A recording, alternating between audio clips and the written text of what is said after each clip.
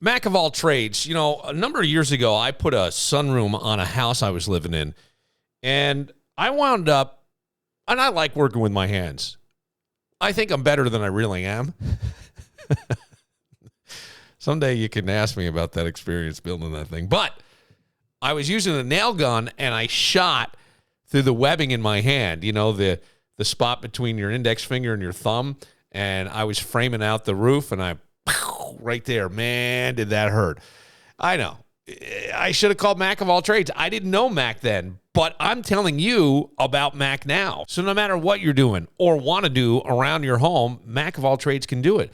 From fixing things, to repairing things, to building things, to wiring things, electrical work. Yeah, they do it all. A new deck, anything. Mac of all trades, 585-202-9218. Full kitchen remodels, full bath remodels. See more at macofalltrades.net. Victor Chrysler Dodge Jeep Ram, Route 96 in Victor. Cobblestone on Main at 109 West Main Street in the Village of Webster. I love it there. I think they have one of the best menus I've seen in the area, from the shareables to the appetizers to the drinks. I mean, they do special craft cocktails depending on the season. It's a fantastic spot. And then I went on Facebook and I saw a woman named Jolie S. post this about Cobblestone on Main. She said, while the restaurant was quite busy while we were there, the service we received was great. I can't say enough about the decor of the restaurant. I loved all of it. You got to go. 109 West Main Street in the Village of Webster. You're missing out on a great dining experience. 109 West Main Street in the Village of Webster. They even have a private room downstairs that you can book for your event. You know what would be kind of cool? How about an off-premise meeting? Yeah, do it at Cobblestone on Main. 109 West Main Street in the Village of Webster. From the Mac of all trades studio in Fairport and driven by Victor Chrysler Dodge Jeep Ram, it's Billified, the Bill Moran Podcast.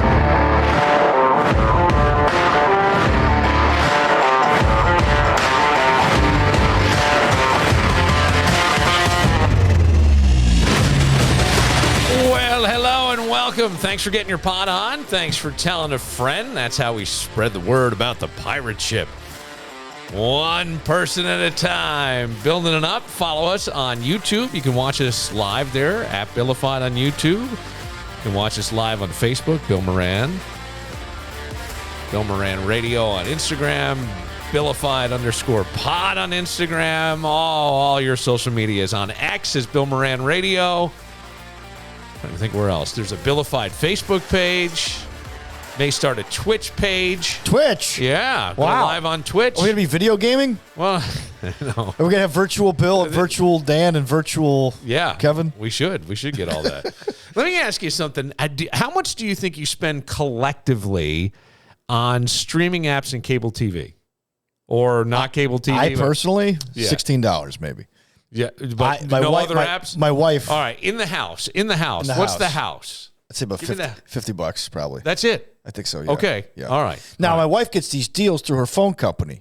So she gets like free certain apps that are free. Yes. So it cuts down the cost of the apps. But one day she had to do an I-team investigation to see who in my family was using all of our accounts.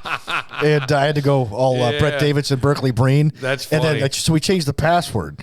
And then little by little, people would text me, hey, did you change the password? Now, that's ballsy because I got to say, like, there are things all kinds of subscription things that we forget we're paying for. Yeah. I mean, there is. That's why, like, Rocket Money is so popular because it'll find those subscriptions that you're paying for that you may have forgotten about. But I'll tell you what, Danny. Do you have a subscription to gunsandbuns.com? Nothing says I'm an adult, like scrolling through a buffet of shows you'll never watch just to watch another episode of The Office. That's what an adult is. Yes. I don't know. And I go, it's like the equivalent, it's the digital equivalent of a gym membership. You know what I'm saying? Right. I mean, it is. You feel better for having all these apps and things. Yeah. I have all the box sets of The Sopranos. But yet, I'm going to pay for Max just to watch The Sopranos at my convenience. But here's the thing. Just like the gym, deep down, you were sold at free membership. Yes. Yeah. Once that expires, you forget about it. Your heart's not in it anymore, and you're paying for it. Yeah, right, That's exactly. Oh, gosh. Free trial? I'm in. Bally's used to lock us into the 3 years, $300. Yeah, it'll motivate me to go to the gym. Bull crap. I have Sling. But I truly only have Sling for ESPN, FS1, NFL Network, TNT, and TBS. So you have to get the double Sling, right? Because there's one that had like the ESPN package. When I last looked at Sling, which is you could either get the ESPN side or you could get the FS1 side. No, but now if they you have wanted both. Okay, Now they so have both. Okay. They have both, but it's the next tier up. So I'm paying like $55. Yeah, well, okay. But I don't watch anything else on there.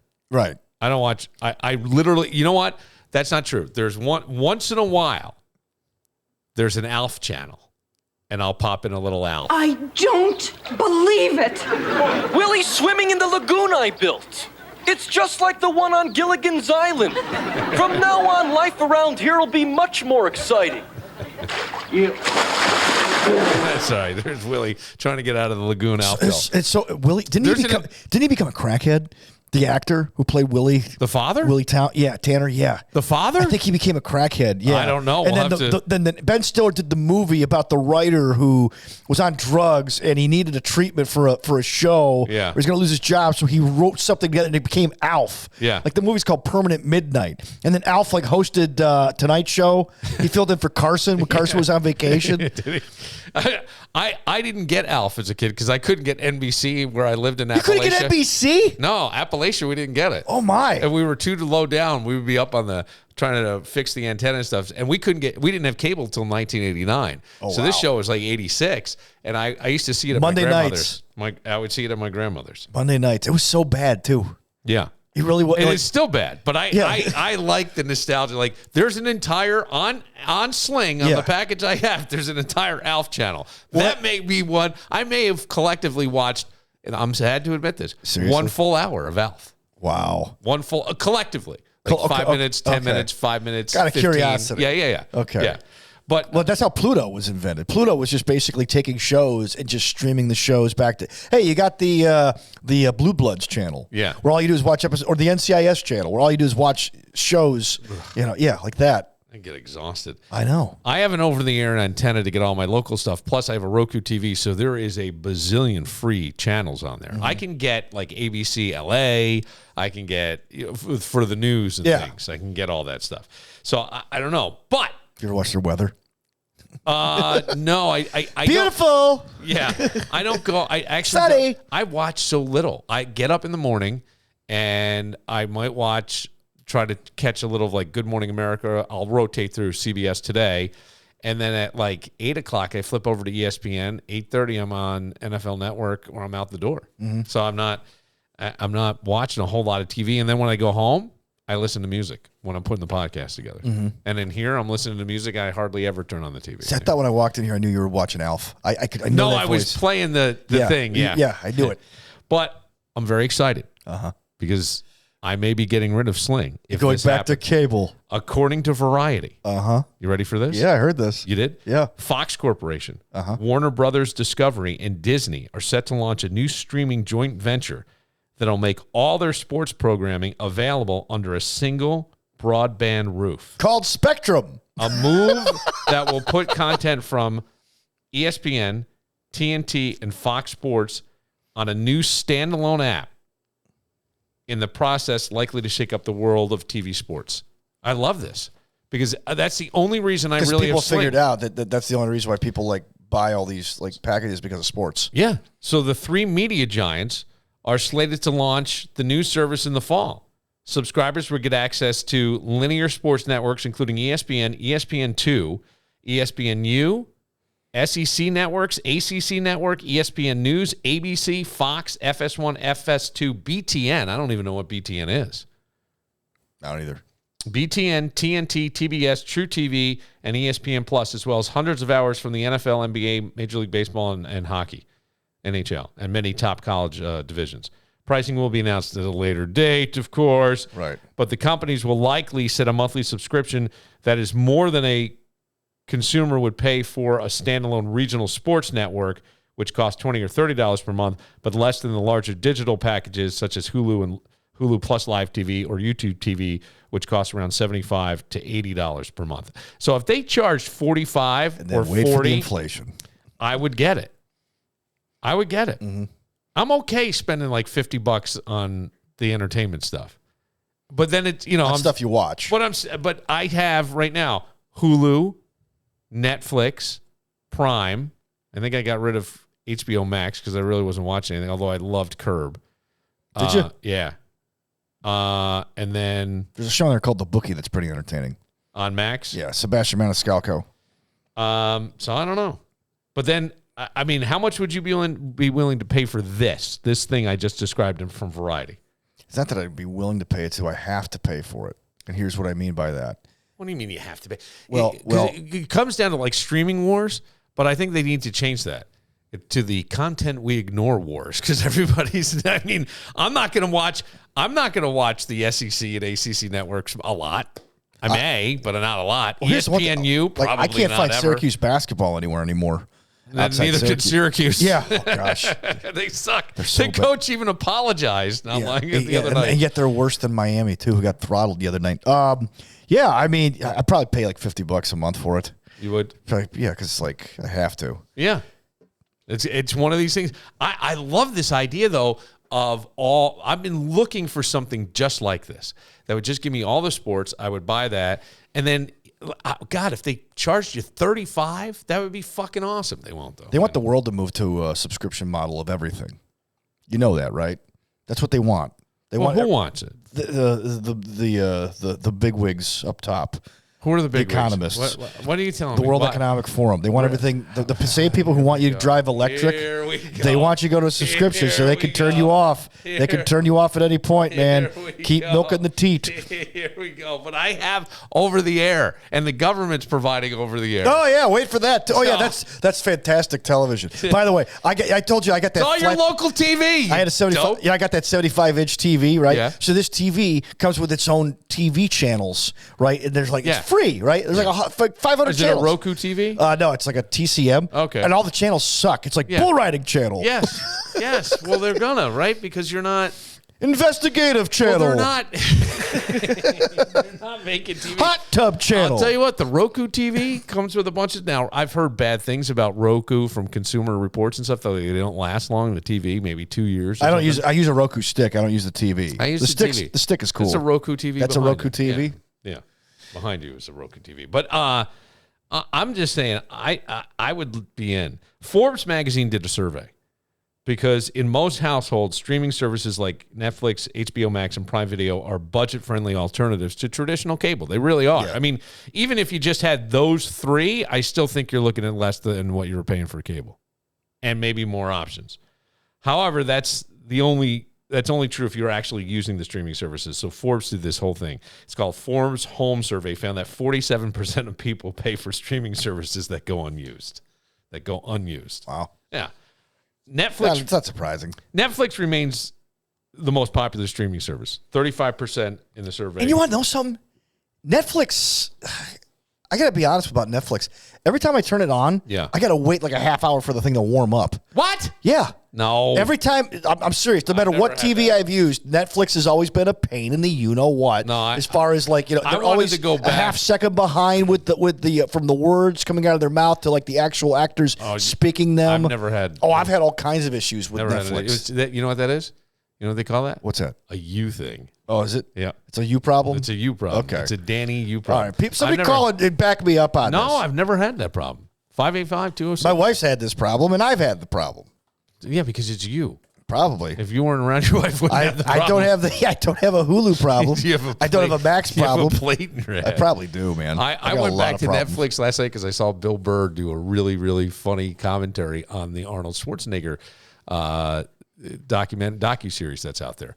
And Arnold, it's like, you didn't realize the balls that Arnold had. But even when I was watching it, I was like, wow, that's impressive. But I guess it didn't really sink in. Arnold was smart enough to invest in real estate, made millions of dollars. And he's like, that way I didn't have to take shitty roles. I wanted to be a lead. And he walks into some guy's desk and it's a little Italian director. Mm-hmm. And he goes, that's a big desk for such a tiny man. And the guy gets up and throws Arnold out of his office. And they're walking out and the agent goes, that was 1:45. But when you think about the balls on fucking Arnold, like, I don't need you. Yeah, you'll eventually come around. He goes, you have an accent. And Arnold goes to him, you have an accent too. It's like the balls. But it was a Bill Burr thing, and I went to watch it, and I go, look at that. But you talk about sharing passwords and stuff. Netflix is allegedly cracking down. I don't know if they are or aren't. Because I don't think I have the multi, unless I did increase, but I don't think I have the multi one. But, I mean, when all of a sudden you got to send a text to your significant other, babe, who's Gary and why is he messing up our... My old roommates. Hey, Dan, he's probably hearing this now. How are you messing up our serial killer docuseries algorithm there? What the hell? Who is this guy? Well, yeah, because we noticed, like, okay, who's watching these child's programs? Go, was it me? She goes, is it your brother? Is it his family? Because I'm like, probably. All right, we're changing the password. I go, what about your parents? That's different. I go, why is that different? Because they don't watch much TV. I go, okay, all right. I can that. 86% of people, according to this survey. Who's watching Father Brown? I go, I don't. Oh, my mother. She really did? I'm not joking. Oh, yeah. That's funny. Yeah. 86% of people pay for more than one streaming service each month. Do you? More than one streaming service? Yes.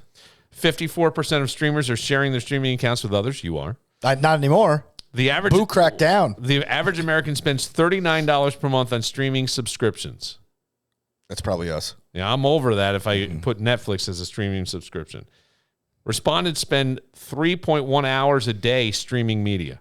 Well, now you can stream it through everything. Well, yeah. I mean, your music is streamed. Yeah. You got to think about that. Well, that's true. YouTube is streamed. I didn't put that in there. I pay for YouTube, so I don't have commercials.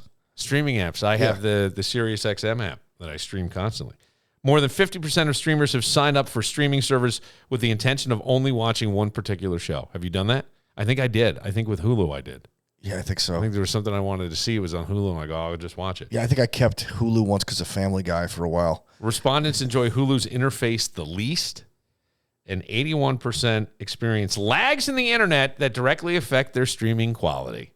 That's you with but it's only Netflix or Bills games. That sucks. Did I tell you, like, back in the 13 seconds game, we missed the Gabe Davis touchdown because Spectrum just like started buffering. All of a sudden, welcome back to Arrowhead Stadium, and the Bills jump out in front. Like, wait, what happened? What? What are you paying? Are you paying for anything else that you never use? Not streaming anything, any kind of maybe an app? Do you get like some? I knew somebody who had like a kitchen, like a Pampered Chef subscription and stuff would show up. That. Yeah, it was like their culinary drawer of dreams of shit they'd never use. You know what I mean? Oh, yeah. No, I don't. I'm pretty good about that. I don't have any of that stuff. I actually have a gym membership. Do you? To LA Fitness because it's close to where I live. And I got it thinking I would go over there. And the vibe didn't really sit well with me. Mm-hmm. I haven't canceled it. I work at Embody. Women snapping towels at you, Billy? No, I just get up and I get up and I run. I've been running, and I'm like, I'd rather go outside no matter what the weather is, and I still haven't canceled it. It's dumb. Somebody didn't clean off the machines. How about subscription? No, that was very clean. How about subscription for meal plans? Any of that? I thought about doing that. No. My wife did HelloFresh for a while. Okay. What'd you think? Hated it. Really? Portion sizes sucked. No. And the calories were huge. It wasn't healthy. It was just like, I'm like, well, so is this supposed to be healthy? She's like, well, no. What's the point? Is this supposed to be healthy? Yeah. No, it's supposed to taste good. Yeah, I'm like, it doesn't. I thought HelloFresh was healthy. I go, why don't we just make our own food? Oh, I do have a subscription to Butcher Box. There you go. I eat, man. All right. I don't screw around when it comes to meat. It sounded weird. How about like the other one that I don't get, and I think my kids have and stuff, is like an Uber Eats subscription or a DoorDash subscription. My neighbors have that. Yeah. Oh gosh, I don't even think they cook Which anymore. That means that you're paying. Don't you then have to pay for the food on top of that? Yeah. So you pay for the subscription, and then does it lower the? I don't get it. I don't know. I'm sure there's an incentive to it, but I got. Do they have a meal plan at Roberts Wesleyan for Jordan for? I don't know. DoorDash. I think with some Christian kid. Hey, I got your delivery, Mr. Moran. I think Jameson down where he lives would DoorDash like snacks. I believe that. It's like a bike messenger, like Puck from the real world. All of a sudden, ding dong, got your ice cream. I'm like, whoa, what? You know, I've actually had crumble cookies delivered. You have? Yeah. Crumble? How many? 8. 8 crumble cookies. We spread them out over the week, though. Okay, all right. No. That's not what I'm judging. Because one cookie's like 700 calories. Can you tell me? Yeah. The cost of $60. Holy goddamn! With the delivery. fucking cookies. Yeah. You spent $60 on 8 Never cookies. again. Never again. All right. Because it was snowing out. Yeah. And Beth wanted cookies. Okay, I wanted cookies. Oh. So we had a cookie draft. And we each got 4. Okay. Then one day I ate one of her cookies. Great. I thought that was mine. Fucking You know dollars. it wasn't yours. All right. How many times have you looked at this? Just one time. It was just one time. Listen to me. Hang on now. Hang on. I get it's one time. I understand. But when have you looked at something and the price was over $50 and you go, not doing it. And look, like a bottle of booze, a bottle of wine, it's not. All the time. Yeah. But you spent it on 8 cookies. On the cookies. 8 goddamn cookies. On the cookies. But man, those cookies are so good. Does it piss you off when you realize how much you kind of piss out the window and what you may be able to have or could have? Looking back, I don't think I waste much money. Because you know why? Dan, if you didn't spend all that money on gym memberships you never used, you it's would have funny. bought a small island by now. It's funny. So when I was in radio, I was so broke. It was so bad that I remember one time, hey, Tommy, thank you for giving me those gift certificates from Salvatore's through Vision Hyundai. Hey, just keep talking about them on the air. I'll send you more. Yeah, so Tommy gave me this gift certificate. But and you went upstairs to tell, like this kid's so broke, like he's thanking me for gift certificates for free pizza. So one day, when I finally started making real money, yeah, I told myself all these things I was going to be able to do and buy. You know what I did? I didn't do any of it because I realized, holy cow, this may not last forever. And I saved it, and I still have a good chunk of it, and I'm not doing anything. I'm trying to save for a house, but I don't spend money frivolously. No. Well, you could have that house. You could have that island if you didn't spend all that money. There's certain things that you spend your money on, like going out to dinner with the wife, or going out having a good time, or that, like that Total Home gym that Chuck Norris endorsed that I bought for me and my wife, which, by the way, we do use. Do you use it? Oh, yeah. Come on. Oh, dude, you could ask my wife. I do it almost every day. That's right. I also got these, Dan, if you used it more, if you didn't throw your money, you could have an island, Dan, island where you do no exercise. You're going to take your non-committal globally on an island. Yeah, 8 square feet. All right. Well, get ready because I love the fact that this streaming service could come out with all these companies, ESPN, ESPN2, ESPNU, TNT, TBS. And then I love it. Like the frog in the pot. All right, stop. They'll raise the temperature. This They'll is what raise you do. the rates. Why do you got to piss on it? Because you ruin it all for my me. job is to be truthful. No, it's not truthful. And factual. All right, we're going to take a moment. Coming up, Tommy Mack from Canandaigua. Actually, I think he identifies as a Chicagoan. We'll have to find out more about that. He appeared on Fox's game show, hosted by Rob Lowe, the very handsome Rob Lowe. He was on the floor last night, and he'll be in the studio next. And we'll even have audio so you can hear what happened.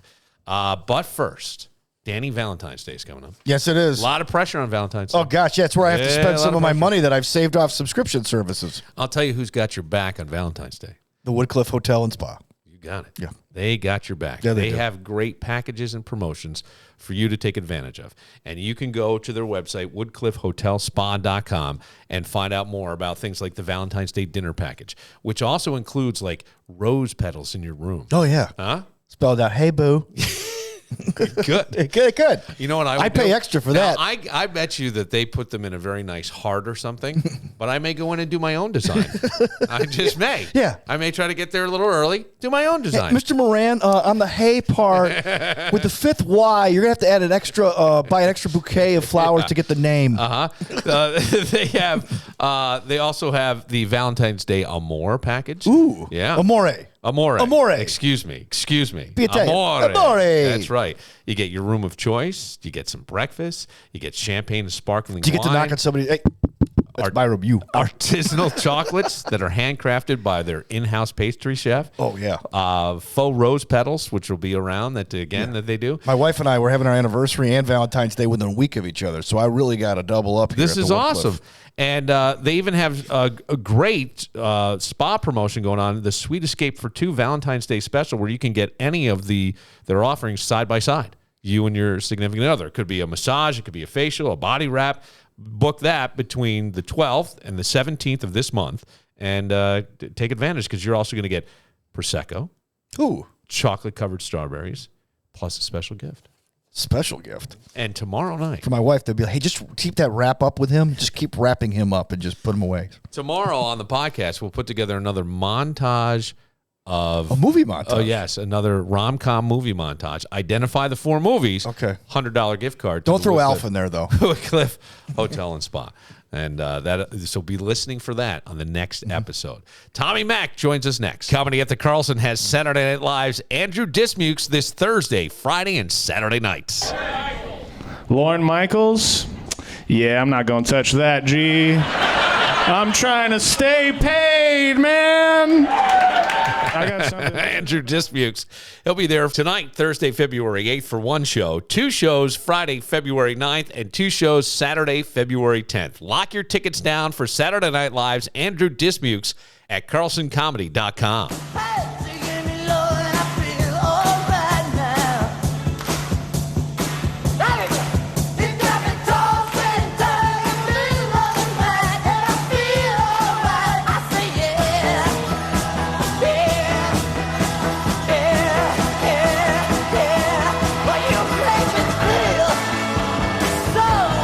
Doesn't sound like Billy Idol. No. Tommy James of the Shondells, and Tommy Mack sits down and he says, I am named after Tommy James from Tommy James and the Shondells. Yes, I am. Look at that. Yep. So I figured we got to come back with a little of that music there. Yeah. Wedding favorite. Now, when I watched The Floor, they identified him as from Chicago, Illinois, which he is. But he spent the last 2 decades living in the greater Rochester, 2 decades plus. Yep, pretty much, yeah. Come March. And 21 years. So before we get into you being on the floor and last night, and we'll play, I hope you don't mind. Do you mind if we play the audio? As long as we can you pause might as well. So spoiler alert. Pause it along the way. But have you been trying out for a lot of, I think when we talked, you said you had tried out or had submitted things to be part of different TV shows. Reality shows, were they? I don't remember. So, well, this was the only game show at the time that I had officially filled out an application and sent it out. I shortly put out one for Wheel of Fortune, which is obviously a one-off. But where do you find these applications? Sometimes you just go onto the actual website for the TV station or whatever. But I found it on a casting network that I'm part of, like allcasting.com or backstage.com. Do you have to pay for those sites? You do, yes. Yeah. But I fill out the free online and then wait for them to come back and be like, hey, it's 75% off if you want to pay for the year. So I was like, all right. Yeah. Because what is it, like $250 a year or something for some of these? Some of them are, yeah. That's what I thought. Oh. Yeah, I remember voices.com or something was like $250 a year for you to try to get work. Oh, okay. Yeah. Some people hit on those. And tell us when you go on vacation so we know not to send you work. I'm going on vacation next time. Oh, we had a job for you. That's pretty funny. So have you been on other shows? Not yet, no. But when we were filming The Floor, I actually got a call back from Wheel of Fortune saying, hey, we'd like we'd like to have an audition interview with you and whatnot. And I said, well, I'm kind of in Dublin right now and I'm filming a game show right now. And game shows are actually considered reality television. So sometimes they are kind of frowned upon when it comes to when you're actually trying to find legitimate work. So I wouldn't take any footage that I had from The Floor and say, I'm going to put that on as a reel so that people can see what I look like on camera. 'Cause it's considered reality television. I got you. A sizzle reel. Yeah. Oh. So are you looking to be an actor? I'm dabbling. I'm trying. So there's some local production stuff that's shot here. The Finger Lakes is the whole film. Yeah. As a matter of fact, I went to Syracuse to be an extra, just to be in the background. Never really got a chance to be on camera because I had obviously previous engagements, and I'm still an employed person. Yeah, sure. So it's hard for me to kind of find the balance to do it. What were you an extra in? It was supposed to be a indie movie that was, and I didn't even get to see any of the real actors that were in it. I just got to see all the other people that were just going to be milling around in a cemetery or whatever. I got you. Yeah.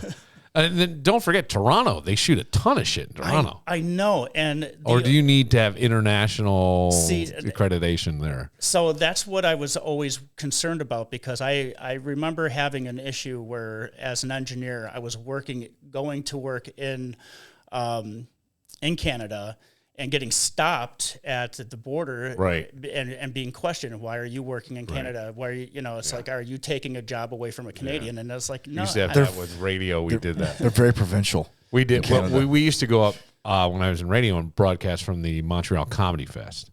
And so when you crossed over, we would get all those same questions too, like, what are you doing? And they would give you a hard time. I mean, and they're young. Yeah. And they're young, and they just kind of stare at you with like this blank stare, like they're looking into your soul and calling you a liar. And then somebody that we were with had a DWI 9 years prior, and they arrested him because you can't get or not arrested. They weren't going to let you in. Detained him. Yeah. They weren't going to let this person in, so wound up getting a lawyer involved, and I guess a couple $100, and they got in. I know people who weren't let in because they told them they were Yankee fans. I'm not joking. Oh, come on! They admitted. They admitted that they wouldn't let them across because they were Yankee fans. Oh, I find it hard to believe. That's but true. I'll find it. It's true. Fine. All right, so I tell no lies. Tommy, you go when all this comes about. What was the tryout process like for the floor? So the tryout process, I work on air traffic control sensors. So the ground sensors, I'm out in the field, and all of a sudden I get a text message that says, would you be able to do a Zoom meeting audition? And I'm like, okay, this doesn't look legit and everything. So I text back, I go, who is this?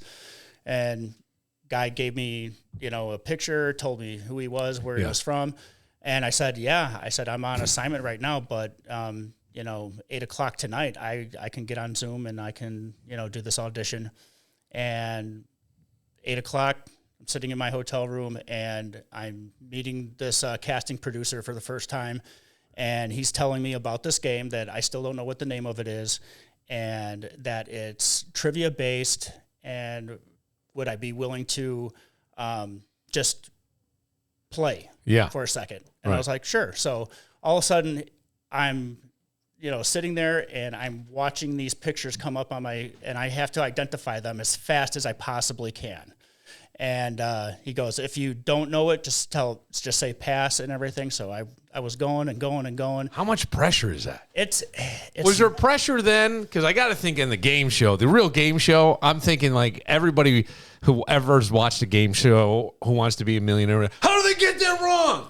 I don't know, man. Oh, yeah. Audience, the music's playing, the floor's lighting up. I'm going, They play mind games, don't they? Oh, I'm telling you right now, so that process, it is nerve-wracking because you're kind of not really understanding what's going on. You're like, wow, I might be on TV or something, but on the actual show, it's even worse because, you got producers going, so we really like the what you guys are saying behind the scenes and everything. We want you to talk it up a little bit more. And so whenever you're watching, if you see, where they seem like they're whispering, they were whispering. They whispered last night on you. Yep. Or the other chick, they were whispering. Yeah. She's really good. She's going to get him. Yeah. And then they're screaming for her. I'm like, what is this? Yep. What did you do to piss people off? Well, that they weren't cheering you. So so this was the other kind of direction where they wanted us to talk about our strategies, which I think was probably the worst thing that we could have done, and we fell into the trap because the way I looked at it is my strategy was I wanted to be randomized. I wanted to keep my category because everybody up to that point was afraid to go after space because they had absolutely no idea what it was, what it would entail. And, so I was like, I want to be randomized. How did you end up with space as your category? Is that really are you an aero engineer or? So aeronautics engineer, I should say. So I work in space and aviation systems, but it had absolutely nothing to do with that. Right. So during the application process, what we had to do was we were given a series of categories of where we thought we were really, proficient in, what we were somewhat proficient in, and then, kind of, we knew that a little bit. I wanted all of the music categories. I am a music guy. I love music, and then in the sciences, I was going, I do like, astronomy and stuff like that. I'm not, I'm definitely not somebody who's like, I study everybody, but I ended up with that. I almost ended up with medical devices, which I have absolutely no clue. What is a plastic hip? Forceps. All right, so this is last night. This is leading up to Tommy. There was a woman that was up there, and you can choose to go back to the floor, and what happens is you get more space. So you'll wait till you come up, and they would use the randomizer to find 2 other people that would come up and face each other. This woman wanted to get to another category that was behind Tommy, and in order to do that, she has to go through Tommy. She has to face him, and it's space. So if you want to get to Sunny and desserts, you're going to have to go through space. Space Does that Tommy's intimidate category. you at all? We'll find out when we come back. When we come back. Did he offer you an Atkins shake between? No. So what happens, like, when they go to commercial break? Obviously, they're taping it. Mm-hmm. Do they come right back? Or you get a 45-minute? So not always. Sometimes when they do like the commercial breaks, then they will cut, and then that will be our like an actual like 10, 15-minute break where people can actually just kind of like, sit down, relax, bend their knees, go to the restrooms that are out in the parking lot. But yeah, Out in the parking lot. yeah.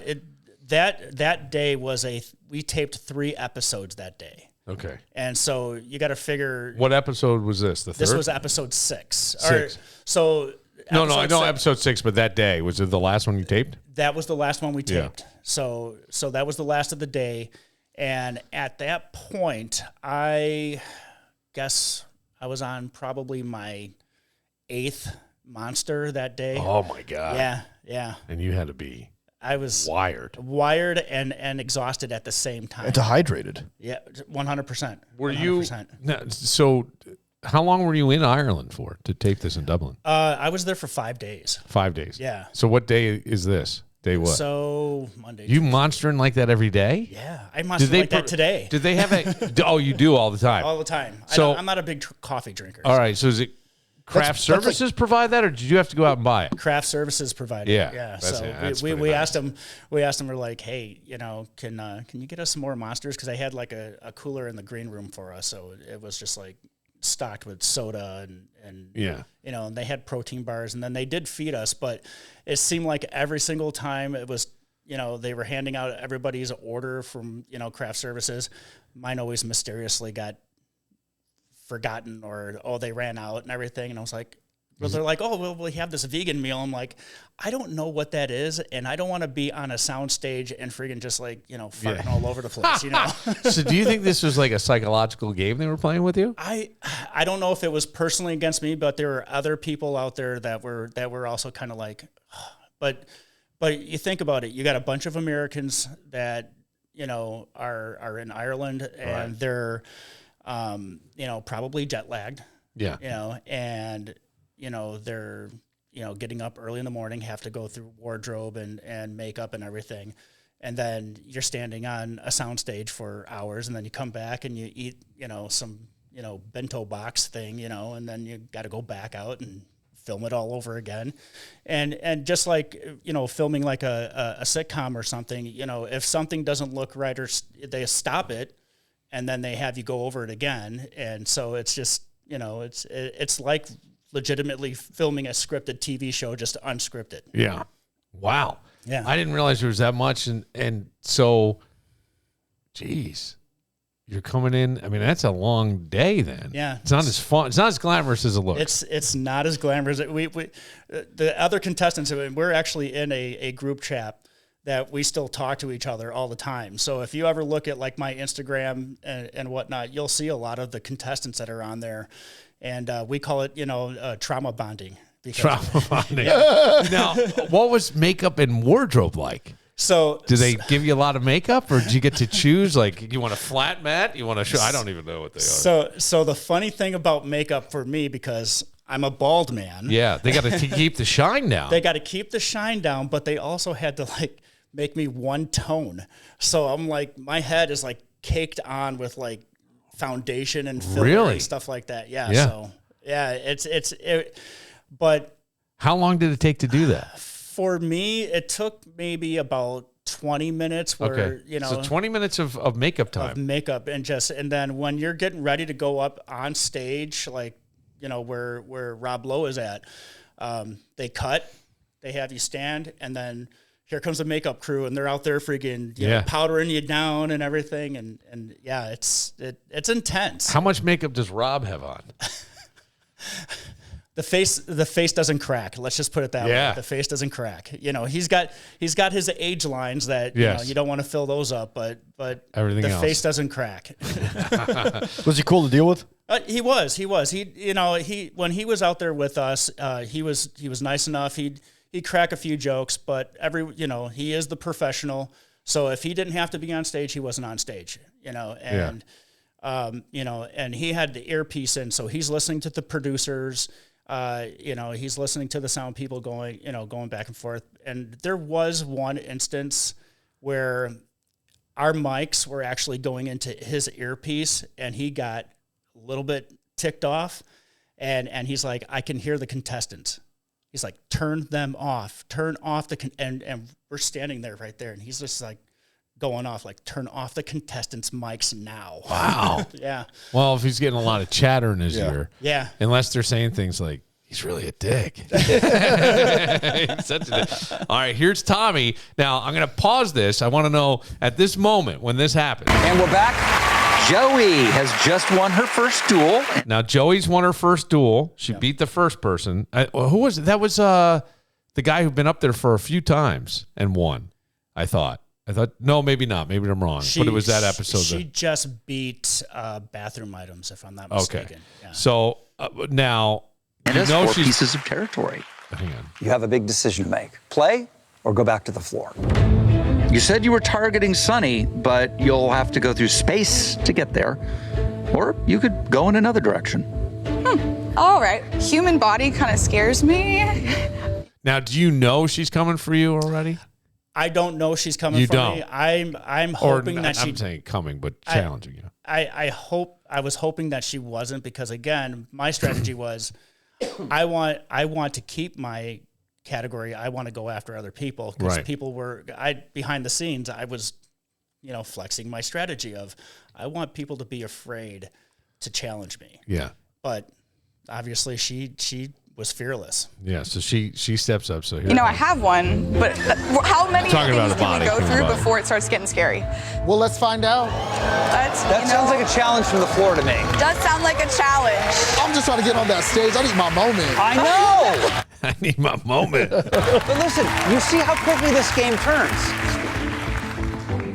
I think in order for me to get really anywhere, I'm going to have to at least try for space. Space sounds like where I'm going.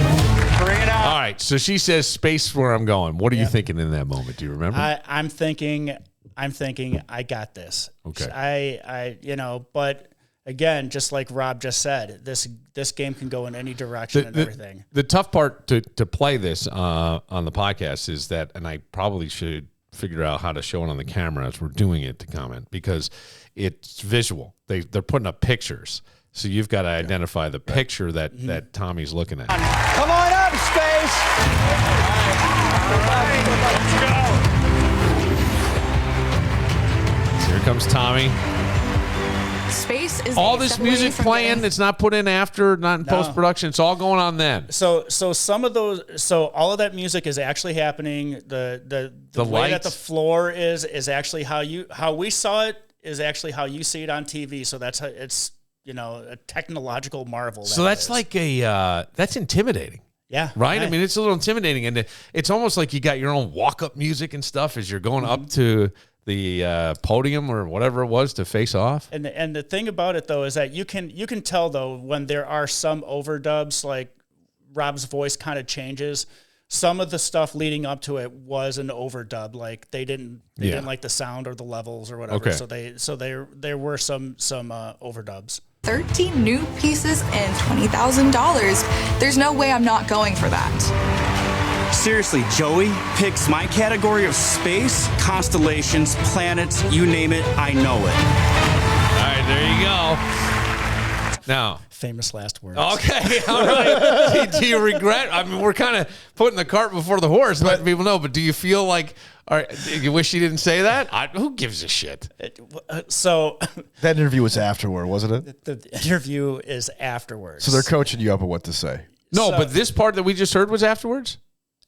Do you want me to pull the curtain back? Yeah. Okay, I would like you to. So, well, I'll tell you what. I will let you finish what you're going to put in there, and then I will tell you exactly how that all transpires. All right, here we go. Tommy, welcome. Thank you. I see your Marine Corps insignia. Thanks for your service. Thank you. What'd you do? What was harder, being on the floor or going through basic training and boot camp in the Marines?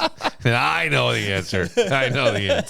After you got out of the Corps? I actually went back into the military communications field, working with the troops, teaching. That's awesome. God bless. That's great. Thank you. Kept America safe. Let's get at it. You are the challenger, so you'll be up first. I'm going to show you an image, and you'll need to identify the person, place, or thing commonly associated with space. You ready? Oh, yeah. Are you ready? Yes, I am. Okay. Were you feeling confident then? I was feeling confident, especially after the first few pictures. I was like, okay, this is what I was expecting. But if you had the ability to talk to any of the other contestants, I knew something was going to come up. I knew that there was going to be a curveball. Because all of these other duels that I've seen could there have been a curveball that, like, randomly it's just going to pop up? They don't know who's going to get the curveball. Do you think that, or do you think they plan it so I think the odds are likely you? I think they plan it to the point where they want the subject matter expert to be the one that has the harder type question or pictures. Yeah. Gotcha. Let the duel begin.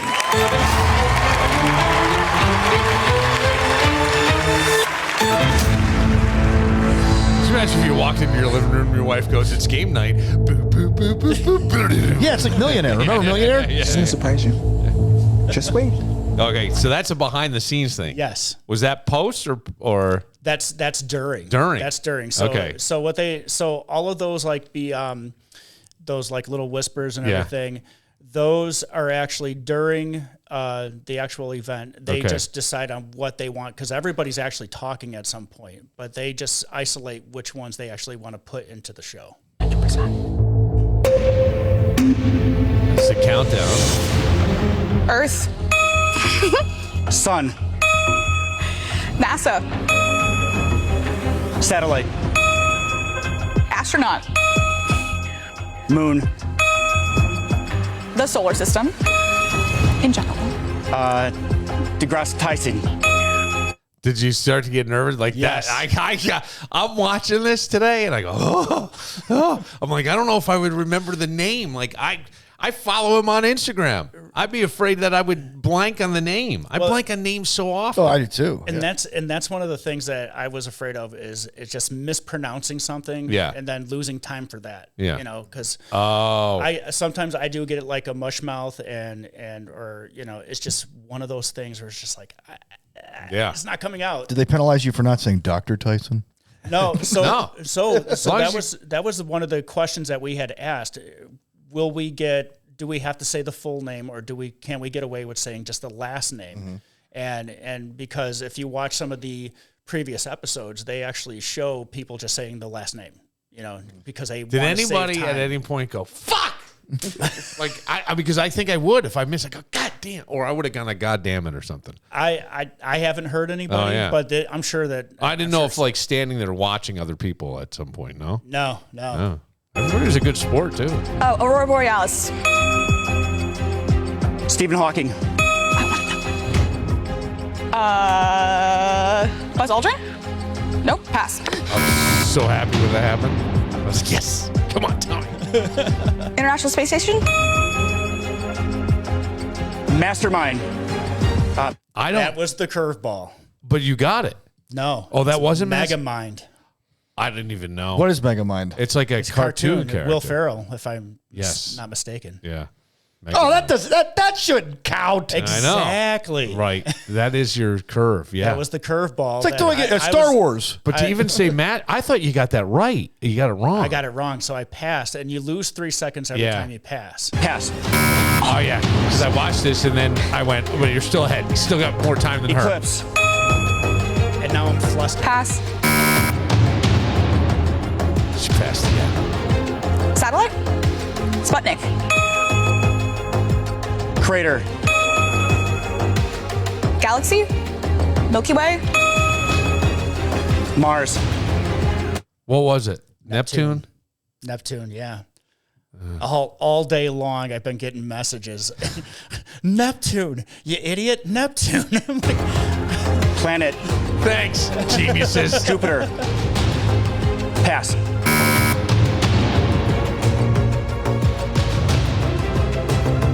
Sunspot. Solar flare. Pass. Venus. Marvin the Martian. You almost look like you looked in that moment right now, here in the back. I'm sorry. I feel like I did a painful thing. I thought I was impressed because I'm going, that's a lot of pressure.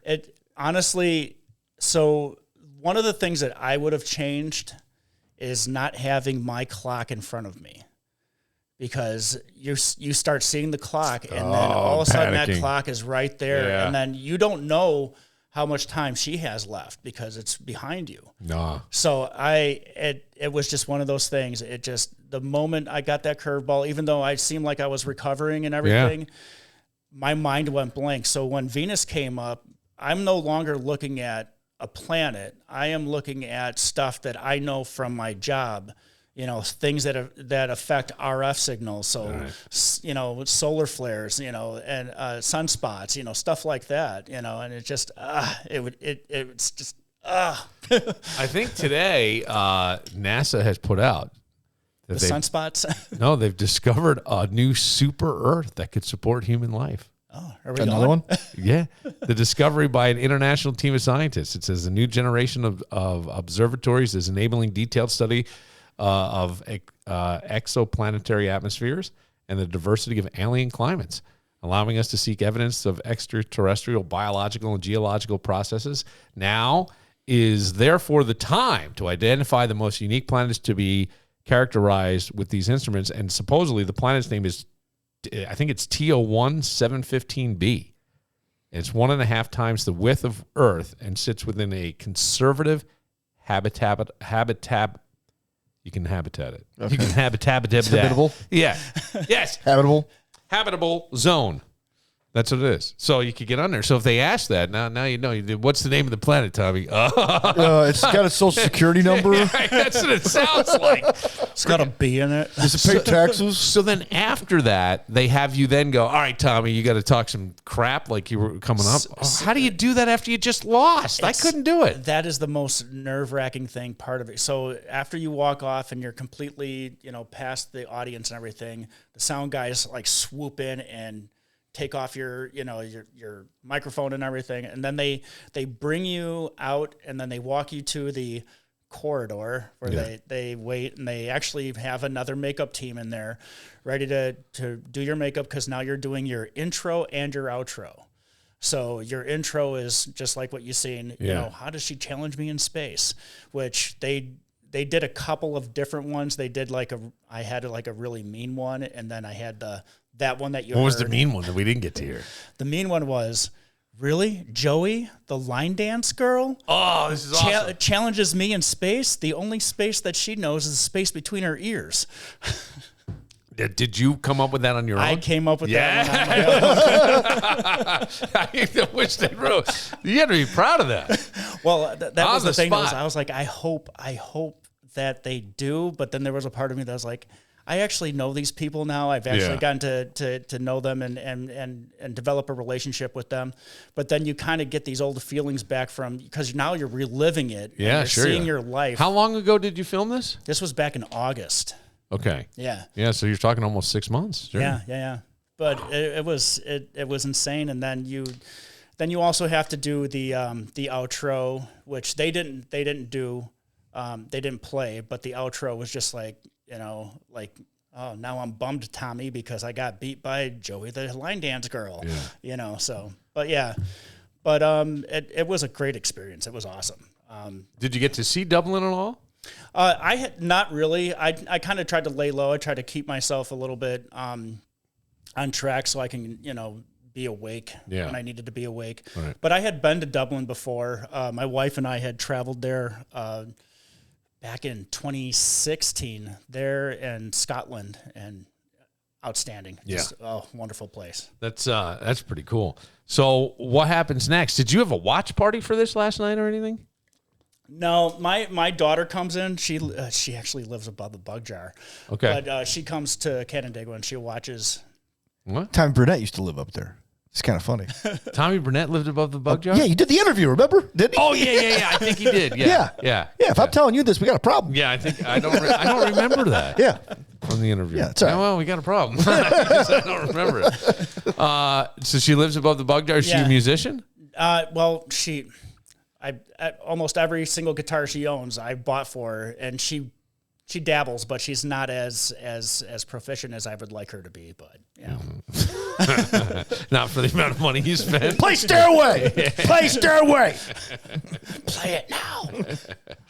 So, so she came down and watched. Did you tell anybody in your family how it turned out? So if I can be a little bit more on the serious side, when I left, when I was back at the hotel and everything, I called my wife and I was like, I didn't make it, I didn't win. And she's like, well, I got some bad news for you. I'm like, okay, what? And she's like, I don't want to say her name because, but my niece passed away. Oh. Unexpectedly. So Jeez. I kind of think that partially it was kind of like divine intervention. Yeah. I did not go further in the game because there was a higher power basically saying, hey, you need to be home with your family. Yeah. And I think because I guess when they found out, now being 5 hours ahead, that would have been around, the time frame. So, but yeah, my wife was told by the family is like, if Tommy goes further in this game, just don't tell him until he gets home, So if you went further, how long would you have been there? At least 3 more days. 3 more days. Yeah. Yeah. And that would have interfered with services and things. Yeah. Oh, I'm sorry. Wow. But that's that's a great way to look at it, and I can't argue with that, right? No, I certainly wouldn't. But that's I'm bummed out because I never started the cameras for this entire segment until there. But that's all right. You can go listen to the audio on. We do a podcast. Yes, we do a podcast, but it's always fun to have it on there. Yeah, that's God. The whole thing is cool. So your next, anything in the. No, hopper, so to speak? I still got my my pokers, in the fire, in different fires and everything. As a matter of fact, I just submitted a sizzle reel and an application for to be an extra in a World War II movie. Okay. As a Marine. Yeah. And one of the qualifications was ability to do my own stunts. And ability to do your own stunts. What are they going to have you do? I guess running on the beach. I'll be there whenever you need me. Baywatch, World War II edition. But also to have weapons training. So I have, obviously being a Marine, I know my weapons and how to use them and should have brought that during the game. It would have changed the whole complexion of the game. That's pretty something there.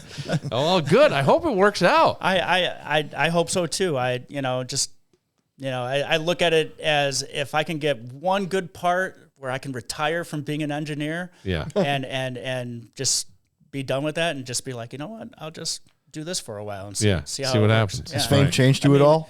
I'm always looking forward to being, cast me as, middle-aged bald guy number 1, and I'll be happy with that. So Danny asked a good question. Has fame changed you? But have you been recognized because of the floor? Like all of a sudden somebody's staring, going, "Why do I know that guy?" No, and I think partially it's because of the fact that on the game show, I'm listed as being from Chicago.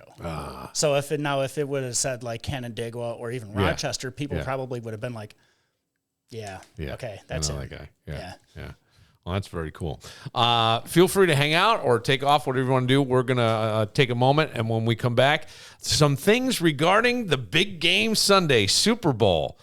Little drama in one family. Yeah. A little drama. I guess so. Yeah, we'll get to all that next. But first, Iron Smoke Distillery in Fairport, New York is the result of a fantastic idea from Tommy Burnett. And really what this distillery has done over time is combined Tommy's passions. Music, he was in the band Modern English in the Tommy Burnett Band, and he loves whiskey. And now Forbes magazine says it's one of the 10 best outside of Kentucky. And it's just a great place to hang. Tommy has created a great world for all of us to come visit. Tonight at Iron Smoke Distillery, while you're sipping on a craft cocktail made with all the Iron Smoke spirits, take in Liar's Moon, playing original rock Americana. It feels like the Byrds and Buffalo Springfield, Tom Petty. Then come back tomorrow night. They've got the acoustic sunset sessions with James Draught that begin at 3:30. And then at 8:30, get ready for some modern country with Branded. All happening at Iron Smoke because of an idea that Tommy Burnett had. I'm really glad he had that idea. Iron Smoke Distillery in Fairport, New York, baby. Connors and Ferris, committed to service. Call Connors and Ferris at 262-COMP today. Jimmy Z's Plates and Shakes, celebrating 21 years in Brockport. They're open Wednesday through Sunday. Now, just a suggestion. You got a big football game this Sunday, the last one of the 2023 season. I would pre-order some pepperoni pizza logs, mac and cheese bites, onion rings, taco logs, fried pickle spears, clam, all the things, jalapeno poppers, and whatever else that catches your eye at platesandshakes.com. Pre-order that, go pick it up, and watch the big game wherever you're watching the big game. But I'll tell you this, if you're going to a party and you brought pepperoni pizza logs, mac and cheese bites, onion rings, taco logs, mozzarella sticks, fried pickle spears, clam strips, jalapeno poppers, all from Jimmy Z's, people are going to love you. Like, really, really love you. Platesandshakes.com. Leave Billified a voicemail anytime on the Victor Chrysler Dodge Jeep Ram line at 585-206-8866. And be sure to like and subscribe to Billified wherever you get your podcast. Thanks for getting your pod on. I'm bummed because Tommy Mac was in here and I didn't start the cameras. I had all the stuff in there, and so we got a little bit of Tommy Mac. We can bring him back. Return of the Mac. But download the podcast wherever you get your podcast, from Apple to Spotify to Spreaker to wherever. It's available for you to download. Amazon. I can see why he got on TV. He's got that personality. He's got that face. He's got that look. Yeah, he's a nice looking guy, and right, and he's got that smile that like attracts people. I think he'll be. It'll be good for. It'll be interesting to see what comes next. Mm-hmm. What comes we should next. do? We should have him like reenact scenes in movies on the podcast and send it out as like a demo tape to get him work or something. We should pick like 5. Have the listeners pick 5 movies, all right. Scenes that he needs to reenact. You ready reenact. for this? Yeah. I had an idea, and I don't know that. I'm going to talk to you off air. I don't want to say it on there, but I had an idea today, and you and I need to sit for maybe 15 minutes when we're all done tonight. Okay. All right. Cool. Just for 15. I'll text my boots and honey. Don't. If you got to go. No. She just misses me. That's all. So who could blame her? We got the Super Bowl coming up. That's this week? Lisa McCaffrey. Oh, yeah. Who is the mother of Christian McCaffrey and the husband of, what was his name? Ed McCaffrey. I liked Ed McCaffrey when he was with the Broncos. He was plucky. He was something. So Lisa McCaffrey. Everybody loves the white wide receiver, Billy. Is that the case? That's what it is. Is that what it is? That's what it is. Chris Hogan. Everybody loved him, right? Yeah, I loved Mark Bavaro. Well, he was a tight end. Don Beebe. Yeah. Everybody, he's sneaky fast. She tried to buy a suite, she told Extra TV, during the a press conference. I don't know. I guess she was at yesterday was media day. So she was there? Yes. All right. probably. So Extra TV. And she said, but I will not let anybody pay to. Oh, excuse me. This is Christian saying she tried to buy a suite, but I will not let anybody pay to watch me play. But this became a little bit of a thing within the family. Oh, really? Yeah. I thought we were going to talk about the Mahomeses. I was looking forward to it. No, I'll give you the Mahomes. We'll get to it. Yes. So she went on a podcast. I think it's called Your Mom is the name of the podcast. Okay. By the way, that's one of my streaming passwords is your mom. No, it's not. No, it is. It's the one I share with people so that I know. Your mom. You really going to type this in? Your okay. mom. Your mom. You should. I'll tell you off air which stream. All right. Okay. So she said, we looked into a suite and none of us can afford it. Not even Christian Moneybags over there, nor Moneybags Olivia. Now, Olivia, is it Kuplo? Could be. I don't know. Kuplo? I don't know. Is she an actress? She's actress, former Miss Universe. It's his fiance. That's usually how it works. That's his fiance. You know, you're a former Miss something, you get a football player. Yeah. Or a role in Olivia, NCIS. so now luxury suites for the Super Bowl are reportedly going for upwards of $2.5 million for the luxury suite at the Super Bowl. Okay. So Olivia later set the record straight, and she responds to Lisa McCaffrey in an Instagram story saying, at Lisa McCaffrey, fake news. And she also made this, happy birthday, Lisa, I bought you a suite. So I'm going, is Olivia flexing on her future mother-in-law? Oh, wow. Don't you think a little bit? Happy birthday. I just spent. She goes on a podcast called Your Mom. Mm-hmm. Your Mom. Your mom. Does a big joke with Tommy. Hey, your mom. Your mom. Yeah. And then, so, Lisa's saying we can't afford it. Not even Moneybags over there or Moneybags over there. So she goes, fake news. We can't afford it. Happy birthday. Oh, wow. Yeah. Doesn't it feel like a little flex? Yeah. I'm sorry. I took it as a flex. Yeah, a little bit. And then somebody commented on the story that E had. Too many hens in the hen house. The fact that his mom referred to them both as Moneybags in an interview and then proceeded to say neither of them, both multiple millionaires many times over, by the way, could afford a suite is so tacky. That's what this person writes on E. Is that the right word, or was it smart? And she knew her saying they would result in someone getting her a suite, which Olivia did. But I think it's a waste of money. I don't care how much money you make. It is. For 6 hours during a Super Bowl, which you might lose. Yes. Like I tell people, when you go to a Bills game, it's like going to a wedding in reverse, and you don't know if the couple's going to end up getting married after the party. Now imagine a Super Bowl. Because, man, when you lose the Super Bowl, not when you win, everybody's having a good time when you win. But when you lose, it is the worst night of your life. You gotta gather the family. You gotta get the F out. You gotta ask questions. And oh, by the way, if you're the reason they lost, like a fumble or a missed kick, it's even worse. Like, do you remember the three chicks that used to date Hugh Hefner, Kendra Wilkinson? Yeah. Okay, she was with Hank Baskett. Yes, and Hank Baskett. In the first play of the second half of the Super Bowl between the Saints and the Colts, Colts had the lead. Yeah. Saints kicked an onside kick. The ball hits Baskett. He wasn't expecting it. Goes back. Saints recover. They end up scoring a touchdown, and it kind of changed the momentum of the game. So she's doing a reality show with her husband, and then all the drama afterward ensued. She goes, and Hank blew the game. I'm like, oh my gosh, she actually said, my husband blew the game.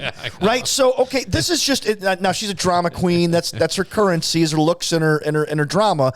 But at the end of the day, that's just one person's story out of like 46 other couples and families going through the Super Bowl. Yeah. It sucks. Yeah. And you're going to like Joe Montana used to have his family just stay home in Pittsburgh and watch the game. I'm not flying you out. Yeah, but does this make the 49ers look bad that they first of all, they're not going to have any control over the pricing of the Super Bowl stadium. That's an NFL thing. That's an stadium thing. But should the NFL put the stars families up? No. Or should they It's a do like a business. family suite for Like if you want to get in there, or it's like a lottery, like each team, hey, we're giving you this suite. What you want to do with it, you do with it. But the NFL won't even have a live Sky Judge replay to determine certain plays, so we can avoid replay. The NFL, for as much money as they make, which is upwards of $16 billion a year, is cheap. They're not going to spend the money. They are grabbing money with both fists, and they're never going to do it. Well, these prices are insane. Yeah, like an average, like they said, like an average Super Bowl commercial is what for 30 seconds is $7 million. Yeah, I think so. Right, that which is more than the average American lifetime income. Average American. Well, I mean, 30 seconds. Yeah, you hear these prices and you go, does it turn anybody off? And I think the answer is no, but it does even for the Buffalo fan. You're talking that new stadium is going to be out of reach for some people. Yes. In the price. What's going to happen is season ticket holders are going to end up, if they're not already, splitting tickets with other people just to get the games that they want to go to and keeping their seniority. So according to StubHub, the cheapest ticket currently available to get into Allegiant Stadium, where the Super Bowl is going to be in Las Vegas, is a little over $5,400. Yeah.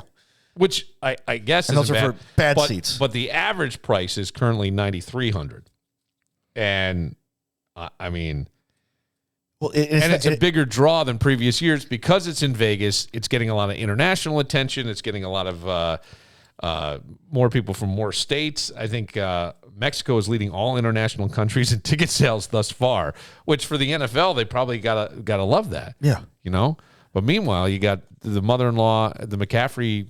Mother-in-law, daughter-in-law fight. Money bags. Yeah. McCaffrey. I mean, that's too bad. I had to know. That's kind of a dig both directions. Did you ever get did you get along with any in-laws? Usually, son-in-law not so much, but sometimes the daughter-in-law and the mother of the son of the husband, the mother of the husband and his wife. Sometimes there's tension there. So in both my marriages, everybody got along. Yeah. I will say this, and I'm gonna, reveal something here. My former in-laws liked me, and at one point they kind of gave me a wink, like they know why the marriage ended. Oh, yeah. Well, and I won't go any further. Yeah, they gave me kind of a wink, like, hey, if they listen to the podcast, we know it wasn't your fault. My in-laws now love me. There's a in fact, at one time I called my mother-in-law mom, and she teared up. She was touched. Hey, Ma, can I help you with that? Where'd you go? Oh, my gosh. I got the papers. I didn't do any of that. Study. It took a lot for that because it's hard. My parents said you always call them mom or dad. The first in-laws, I didn't do that. I called them by their first names. I just didn't. I couldn't. Yeah, I never did that. I could also get annoyed, and I think I have this very great talent that I can almost, it's almost like a poison if you bit into a horny toad. You know what I mean? They shoot out there. But to me, it's like a purple cloud, I just admit. And it's like you can feel the tension. Like I can walk in a room and literally change the air. Oh, I know. It's an awful. I witnessed it. It's an awful thing. 6 years. Yeah, but sometimes in a good way. It wasn't always. Yeah. Sometimes in a good way. Yeah. But I that is the thing. Like when I talk about energy, I know I can do that, and I had my mother-in-law come to me and go, "You're really making me uncomfortable and nervous." Oh wow. Yeah, and I had not said a fucking word. I had not done anything. But I knew what I was doing. Sometimes But I was just I was trying to do things and get things done, and now they're there. And my dad was all one of of those sudden people. projects are going to come around, and I'm getting more and more pissed, and it's just like this. My father was one of those people who could change the room just by walking in. Not a good, not always a good way. He could do it both ways. But if you have problems, if the mother-in-law and daughter-in-law have problems with each other, the Evolutionary Psychological Science Journal, it's a real journal, found that both men and women report having more conflict with their mother-in-laws, 44%, than their own mothers, 39%. Wow. The researchers suggested that these conflicts may be influenced by genetic conflict. In other words, that your mom will always have your best interest and get annoyed at the daughter-in-law, And her mom would always have her best interest and get annoyed at you. Okay. Yeah. Well, that's like seems and they like, say seems unconsciously acts. Yeah. You know, in the interest of their genetic kin. Right. So this genetic conflict may cause in-laws to disagree about the distribution of resource, investment, just as we see mothers and fathers disagreeing in these domains. It's interesting. My grandmother was awful. Oh, really? Oh, my grandmother was awful. Awful to, and I think awful to anybody, because I think she said to my father, I loved my grandmother. Like, I absolutely adored her, but I knew she was really tough. And I mean, she did things, but I found her to be, You looked the other way because it was so, no, I found her almost like it sounds bad. She was a cartoon character. Like, I couldn't believe the shit that would happen with this woman. I couldn't believe it. And I loved it. And it was like this chaos, and she always kind of doted on me, but I always knew that I always felt like there was so much more to my grandmother than this stay-at-home mom who kept an immaculate house. Like, dust didn't fall. I don't think there was ever like soap scum in the bathtub. I mean, she really, that was her workout every day. Oh, yeah. She kept that place. My grandmother was the same way. Neat as a pin. And she was doing my laundry when I was a little boy, and she used to come, and I'd have, skid marks. It happens. And she would come at me with the skid marks. What's this? What is this? And I would be all embarrassed. And then as I got a little bit older, and I was probably somewhere between 10 and 12, and my grandfather would take me to Yankee games, and we would sit. Yeah. So she would go, what's this? What's this? I go, actually, that looks like Cracker Jacks from the fall. That was me. But she loved it. I used to do things to like they had a what they referred to as a bottle cap pool. It's more of a downstate term, above ground pool. I know what you're talking about. So my grandfather would be working late some nights at the fire department and stuff. So I would go down there and spend a week with them. She would keep the place cold and dark inside till like 10 o'clock. You'd get up at 8 as a kid. She'd go, shh, go back to bed. Well, sometimes I would get up at 8. Like, I couldn't do it anymore. So I put on my clothes. I would put on all my clothes, and I would go sit in an inner tube, Indian style, in the pool, just waiting. And sure enough, all of a sudden the blind would go up, and she'd go, Jesus, Billy, and she's yelling, Eddie, look at the boy. Like, it was all this chaos all the time. But she didn't really like outsiders coming in. And she referred to my father. She said to my father once, you know what we call you behind your back? Mr. Know-It-All. Not very kind. Not very kind. So at her memorial service, because she died in February, and she was going to be buried in New York. She lived in Florida. Coming up on an anniversary then, huh? Yeah, I don't even know. To be honest, I don't know. But so I spoke at the after memorial service thing, and I did say that I knew that she could be very, very tough to people outside the family. And my uncle's wife, my aunt, my entire life. Well, no, I was in their wedding when I was 5. Her best friend came up to me afterwards and goes, "Thank you for recognizing how awful your grandmother could be." And I go, oh yeah. I go, my grandmother was so bad to my aunt. I think my aunt asked for her secret recipe, and she gave her 2 ingredients. What, F and off? No, guess and good luck. I'm like, I don't know. But yeah, she was really tough. Like, I even brought, I was engaged twice. I brought my first fiance to meet her. And then I don't think she was feeling well at the time or whatever. And later on, she said to me, "Yeah, she's a little bit bossy, isn't she?" It's like, it's a little bossy. It's like, okay. My grandmother, my mother's mother, who's still alive to this day, every time I call her, I have to remind her that I got remarried and what my wife's name is. That's sad. But Grandma didn't show up for my parents' funeral, or my parents' wedding, excuse me.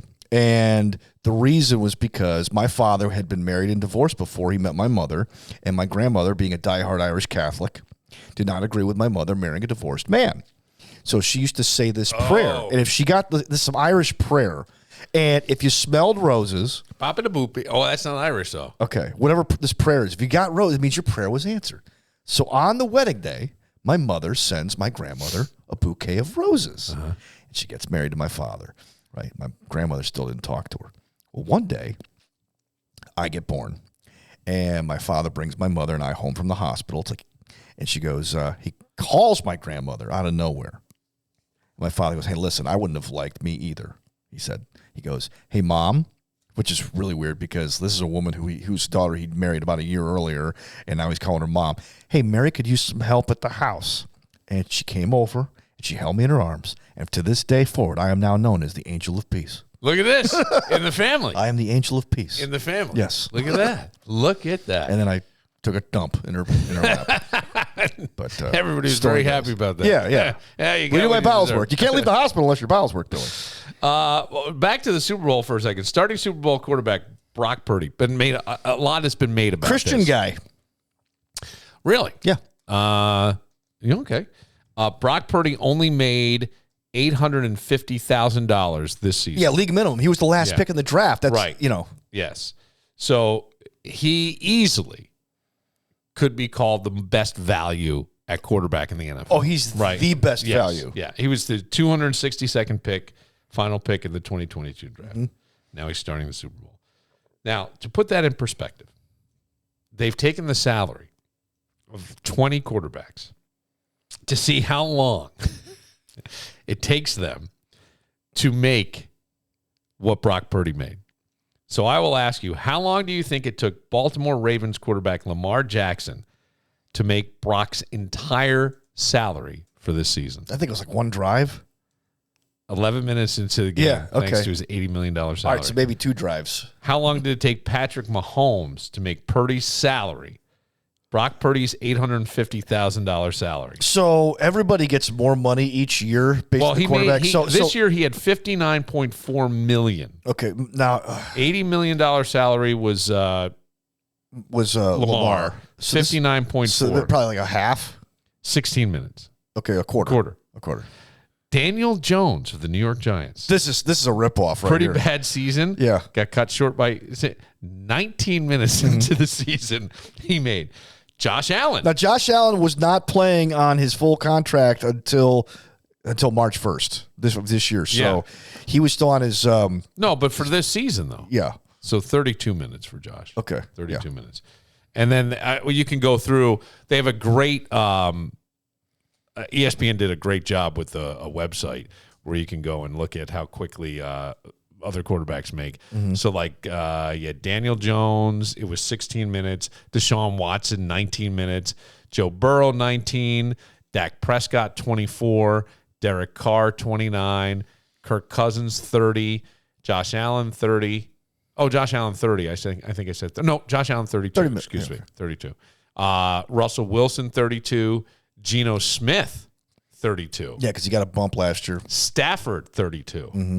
He had 27.5 this year. Ryan Tannehill made $27 million, 33 minutes. 33 minutes to make 850. Yeah. It's like it's fucking wild to me. I know. And then, this is why being famous or being famous can have its drawbacks. Yesterday was media day, or earlier this week. Every Tuesday of Super Bowl week is the Super Bowl is basically a trade show. So this is what was brought up to Brock Purdy at the podium. Here it comes. Pictures of you and Lee Harvey Oswald circling around the internet right now. People think you two look alike. Did you ever hear that before? I haven't. That's my first time hearing it. Yeah. What do you think about that comparison? Physical comparison, obviously. You don't see it. I don't know. I just like the dumbest thing. Well, those are the questions you get on media day. All right, did anybody bring up? I guess they did. The most famous question, which by the way has been debunked. Mike Wilbon, who is then at the Washington Post, he's now on PTI. Yeah. Okay, was standing there when a reporter supposedly asked Doug Williams during Super Bowl 22, who was the first black quarterback to start a Super Bowl. The question came out weird, and Doug leaned over and he goes, "How long have I been a black quarterback?" So the story was that he was asked how long he's been a black quarterback, which the question got misconstrued. Yes, it did. But that's what media day is known for. Yes, that's that funny. stuff. And so Sukes, a listener to the program, the first thing I got this morning when I opened up my phone is that tweet of Lee Harvey Oswald side by side with Brock Purdy. Yeah, but I mean, ask Brock about it now. What's he supposed to say? I thought he handled it. And he's like, yeah, what can you say? Right. You're on the spot. This is a position you never saw yourself. Maybe you did. I don't know. But thank you, Dallas. Good night, Patrick Mahomes. God, this is so funny. There's a story I want to tell, but I will not. I'll refrain. But I'm talking to my mom last night, and how's she feeling? She said, "Great." She said to me, "She Reiki herself?" I don't know. I told her she should, but okay. She said, "And what's going on with that other one?" And I go, "Who?" Pat, the quarterback. What? DWI? What is that? I said, "What?" Third DWI, and he's going to be playing in the game. I don't because he has the same name as his father. And I go, "No, that was his dad. They got it."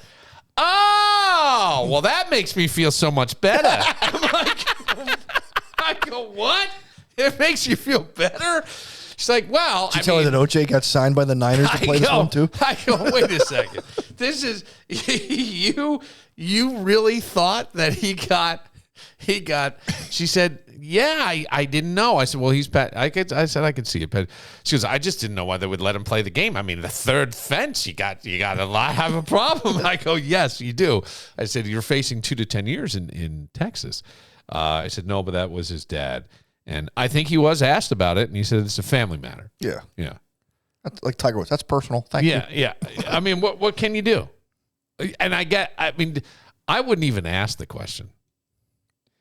I would be embarrassed to ask the question of Pat Mahomes. I think, though, you have to ask the question. I would let somebody else ask it. Yeah. If you're that media scrum, all right, great, thanks, man. Yeah. Who's gonna take it for the team? Who's going to take it for the people? It's almost like, I hope I don't draw the short straw. Well, the other thing, too, is that reporters come in waves. Like Scott Petoniak told me that he was down there when Scott Norwood missed the field goal against the Giants in Tampa. So reporters come in waves. So Scott Norwood got asked about 10, 15 different times from reporters from around the world about missing the field goal. And he sat there for a half hour and answered every single question. This is from 1993. Was it? 조시 앨런 선수가 오른쪽으로 나오면서 시간을 벌어봤지만 오픈된 리시버를 찾을 수 없었습니다. 44야드 거리입니다. 타일러 베스. 오른쪽으로 벗어났어요. You know what they're saying? You're not going to be able to come back to North Korea. But with Mahomes, I mean, I think somebody's got to ask that question. Well, somebody has to ask that question. What do you mean he has to? Have to? Oh, come on. Somebody's got to ask that question. What do you mean ask it? What about your dad? Because if you don't ask the question, then they'll say, the media favors Patrick Mahomes. All right. Well, I mean, my thing you're would be... You're a journalist. Your job... All right. Think about this, Bill. If they said to me, you have to ask that question, you know what I'm doing? I'm walking up and go, Pat. I'm asking him. I'm going to ask this question, and I know the answer, and I'm sorry, but that's fair. There are people who are going to be asking this thing, but... the stuff with your father, I'm sure it's concerning for the family. Yeah. How is it affecting you and your practice? And are you able to compartmentalize? I don't know. I got my State Farm. I got my State Farm commercials revoked. I don't like having to ask that question. Jesus Christ. Because he ain't the MVP after all. I got my dad off. Mahomes is my auto. But somebody's got to. No, that's a great way to ask it. That's a great way to ask the question. But the question's got to be asked. It has to be. I don't think it has to be. Yes, it does. Why, Billy? Okay, let's give you some Super Bowl history here. Andy Reid had to be asked about his kid who was an assistant coach who got arrested because he had a DWI and he hit a woman and injured a little girl. Yeah. Before a Super Bowl. Okay, are you going to fire him or not? You got to ask the question. Yes. Stanley Wilson got busted smoking crack before a Super Bowl. Yes. Same way. You had to ask the question. Hang on a second, though. You're talking about a guy who's on the staff. Andy Reid's son, wasn't he on the staff? Yes. Okay. Yes. So that's an employee. Okay. Mm-hmm. The guy smoking crack, he's going to play in the game? You got to ask. Patrick Mahomes' dad. It's not Patrick. It's not someone on the staff. It's his father. I got to ask the question. Well, when you're in every commercial on television, I think you got to ask the question. Right. Because if you lose the Super Bowl, guess what? They got to ask him, hey, how much did your dad play a factor in driving this game into the ground? Well, that'll be. You're right. That'll be. So you got to ask. The media ask a lot of stupid questions. That's not a stupid question. That he's a public figure. His father's a public figure. His father was a Major League Baseball player. Yes, he was. No one This remembers. is his third DWI. No one remembers. That's why. By the way, he looks like a homeless dude. He don't look like a Mahomes, man. He looks rough. He looks Mahomeless. He looks like Mahomes. Mahomeless. Yes, I said. He's driving around drinking. He had an He looks worse than Doc Gooden did. Did you hear what happened? No. Okay, so I'll tell you real quick. What, did he have a straw? Take a moment. No. He's driving, and they see him. I don't know if he was driving slower than the other traffic, which is There's always a signal. Something I've known people. I'm obeying the speed limit. I have known people who have gotten DWIs. You're either drunk or Karen. And when they're drunk, they've driven below the speed limit or whatever because they're being overly cautious. Let's play that game, drunk or Karen. And I think that Patrick, even if you're going the speed limit, you got to keep up with the speed of traffic. Yeah. Right? You can't be doing 56 when everybody's doing. So 61. they notice it. They run the plates, and they notice that it's an overdue registration on the car. Whoops. So they light him up, pull him over, and he's got an open Coors Light in the console. Look, still cold like the Rockies. Yeah, so no, it's the Blue Mountains. Yeah, and I don't think that was it. Then they gave him the field sobriety test, and from there they determined him to be. Well, yeah, and he looked drunk in his mugshot. That's it. All right, we'll take a moment. When we come back, a follow up on. Well, I'll just say this: are there more Florida moms on OnlyFans than any other state? I saw this. I think I saw. Did you see this on the Huffington Post where the lady's talking about? I did not, but I will. And maybe it's. I don't know if it's the same one. Well, I'll give you. One's a follow up and one's new. We'll get to that next. But first, BTB's wood-fired pizza and grill in the mall at Grease Ridge. Myers RV. They don't want you to be all talk. They want you to be action, out, living, enjoying in the comfort of your own Myers RV. They've got motorhomes. They've got fifth wheels, travel trailers. Myers RV has an RV for every budget. You've been talking for years about getting out and traveling around our country and seeing all these things, maybe heading up into Canada, possibly down into Mexico, maybe down into, I don't know, South America, wherever you want. You got the freedom with a Myers RV. And if you have one you want to trade in, well, they're always looking for trade-ins. They have over 2,000 new RVs and 600 used RVs in stock at all Myers RV locations. They've got 3 in the greater Rochester area, Caledonia, Farmington, and Webster. And they have all the major brands that you're looking for. Myers RV. See more at MyersRVs.com. Oh, mama, like the roses In her ass on OnlyFans. But Elvis never wrote a song. No, never wrote a song. He'd get writing credit, but never wrote. Yeah, put something in there about roses. Mama likes to grow them in her gut. Do you realize if he didn't walk into Sam Phillips' studio at Sun Records to make a record for his mother, we would have never heard the voice of Elvis Presley? Well, there you go. It was 90% of life is showing up, man. That was it. We had told you about a mom in Florida who had advertised her OnlyFans on the back window of her SUV. Yeah. And her kids went to a private Christian school. And then there was this whole thing where she had to park across the street, and she wanted the school to provide somebody to help the kids cross the street because it was a very busy morning traffic, 4-lane And you're road. paying for that education. It's not free. Right.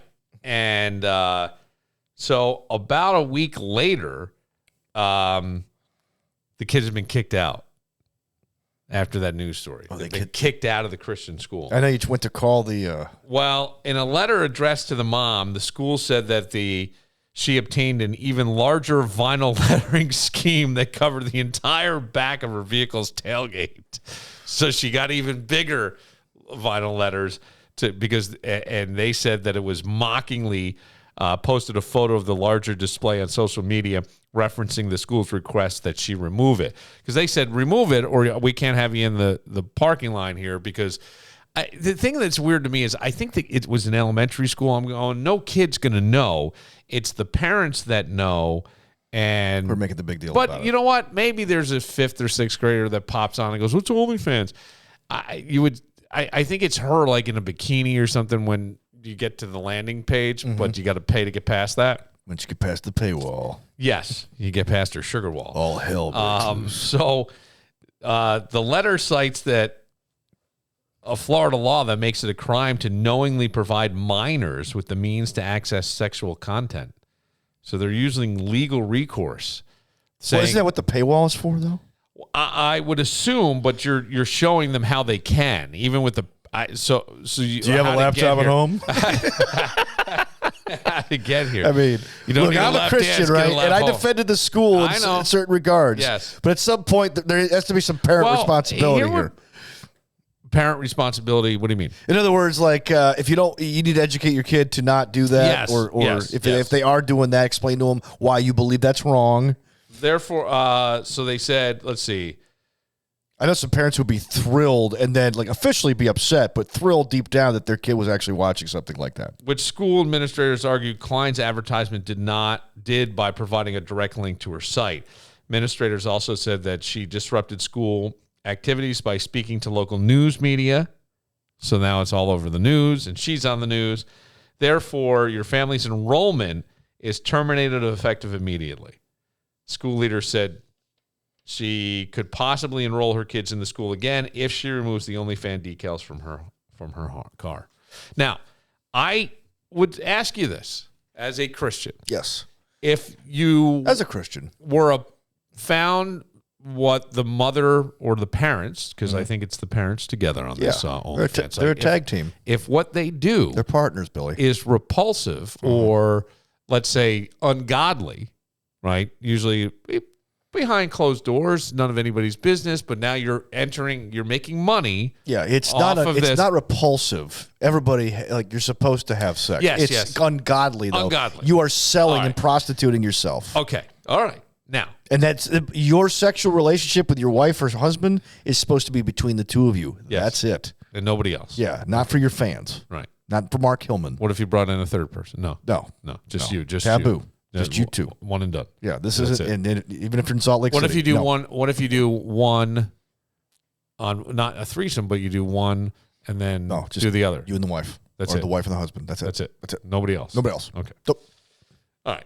So now in Old Testament times, that's another but story. if you thought that maybe these kids weren't getting the real Christian values, wouldn't you want to keep them in the school to try to nurture them and make them absolutely in some way? Yes. Wouldn't that be the more Christian thing? I ask. Yes. The mother defies because who loses? The kids the lose. Kids lose, and in a way, for this that's mom, silly. Maybe there's something else. Buy a billboard. If you're making so much money, buy a billboard. Or if you're making so much money, you don't need to advertise. But here's the other thing.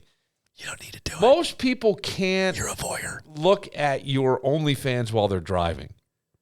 So why wouldn't you use your OnlyFans unless Meta's not taking your money? But I can't imagine that. Why wouldn't you do targeted advertising on Facebook? Because you, maybe. Do you understand what I'm saying? Maybe they're doing that too. Right. But why would you? She's saying this is the way. She told one news outlet, this is the way I pay for my fan. I understand that, but I'm just going in terms of actual marketing. Not sure that I get the rap, I get the idea, but most people aren't going to look because people have talked to me about doing a billboard. And I have said often, I think it would be misconstrued by some people as like me slapping back at something, which I'm not. And the other is most people aren't able to access while they're driving. Maybe they can pull it up, but it's a few more steps. It's a lot of work. Do you see what I'm saying? Yeah. It's a few more steps. Where if you're already online or you're savvy online, why wouldn't I try to reach you first? Right. I'm not saying I won't ever do something. Yeah, because it's one click and go. Yes, why wouldn't you do that first? Because she's a voyeur. She wants the attention. They want the attention. Of course. It's not just about making money and paying for the kids. She got on the news, right. dude. You don't think that they just went up? They have no shame, Billy. They went up. They went way. But that's my question. Why wouldn't you keep the kids in the school as the school to try to protect them? All right, let me now. There's another mom. I thought it was this story. I happened to grab another story. I don't know what's going on in Florida, but moms are figuring out. Even like this Piper Fawn, the woman, her real name is Klein, with the kids at the Christian school. Mm-hmm. She all right. She's like, Piper Fawn. Yeah, I mean, it's her and her husband. It's like, okay. This woman too is not somebody I would go seeking out, but okay. But listen to Would you seek it out for the comedic value, though? I don't know. I'd have to see. Like if she was blowing, like okay, all right, ready for this? We're getting into territory here. No, Okay. this is the thing. There used to be something called cake farts. I remember. You remember cake farts? Yeah, Tommy would crack up. Yeah, it was a girl they'd take a full pan cake, like a full bundt cake covered in chocolate frosting. So disgusting. She would stick her bare ass down in the thing and then get up on all fours. And did she fart? Yes. And she farted. I think she blew out candles and shit. Yeah. I loved it. It was funny as you, shit. Lumpy, and Yeah, Tommy thought it was hilarious. I thought it was disgusting. Cake farts. And I still have a guy who still writes me about cake farts today. Chris That was in Polizzi. 2008. Yeah, I know. Some things just get in here. It's a fucking worm, Danny. So this other mom kids are in a public school. She's on OnlyFans. She's not advertising, and she's in trouble. I would say that it's nobody's position to judge what anybody does in their private life. I don't know about. I was just getting to pause it. I missed that one the first time. It's nobody's position. Wait, I gotta start that over. Wait, did she say nobody's position? Yes. Nobody's position. Okay. Victoria Treese has two. Ah, damn it. Let me see. Hang on. If I go like this. I'm going to get you a new board, Billy. No, not going on here. Hang on. Okay, there's Two children at it's a lot of buttons. It's just going to keep at Sand Lake Elementary in Orange County. She's been volunteering for 5 years, but was told 2 weeks ago she could no longer donate her time and spend more time on campus with her kids. This is why. Her occupation, working in the adult entertainment industry. Okay. Now, she's been how many years? 5 years. 5 years. Volunteering, being a mom. Giving her time. Spending time with her kids. That's right. And somebody found her OnlyFans. That's what happened. She didn't have it on the back of her. She didn't advertise it. And this is a public school. We're showing you images found on her public social media sites, not unlike what you might see at the beach. But she does have a private subscription site where she earns a living called OnlyFans. Another parent sent images from that site. As if this reporter's never heard of it. He's thinking she gets a private subscription from a site called OnlyFans. No. It's like brand new. Tell me about this OnlyFans. Never heard of such a thing. Wow. What is this? It's amazing. I was hitting the wrong button to unpause it. To school administrators, leading to Treese's dismissal. It's humiliating to have people judge you for something that when you feel like what you're doing isn't wrong. Which is why she went to the news to talk about it. Well, I think her lawyers did because she's sitting with her lawyers. Wait, you'll see. Okay. They're suing. In a sense, I don't think that my job and what I do privately, that has no regards to anybody else. She is so stupid. Oh, yeah. In anybody else's world besides my own. Her attorneys notify the district they intend to sue for at least $1 million. What authoritarian mentality allows somebody to point a discriminating finger at somebody and say, we don't approve of you and you can't be around children? That becomes frightening. Treese passed a background check.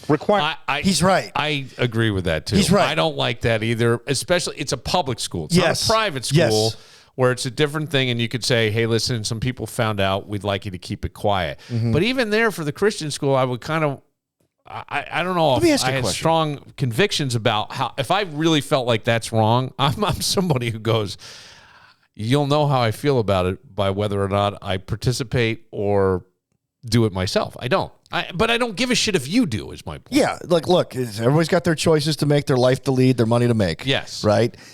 If, let's say this woman was a murderer and not an adult film actress or whatever she calls herself. Okay. Let's say she killed somebody. Yes. She committed a crime. Ended somebody's life, right? Yeah. Would you kick the kid out of school then? I don't know that they would, but... Why? Why would you? Well, the kid didn't do anything wrong. How would we find out? Like, okay, let's say this.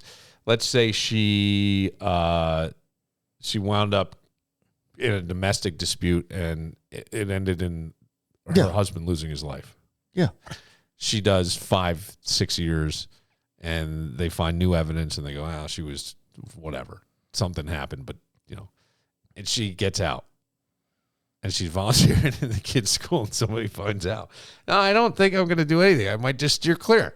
I just take a wide berth. You wouldn't want to hey, you want to tell her not to come in? You want to be the one? I don't know. Well, like the woman Scavon that I worked with. Yeah. Scavon is, out.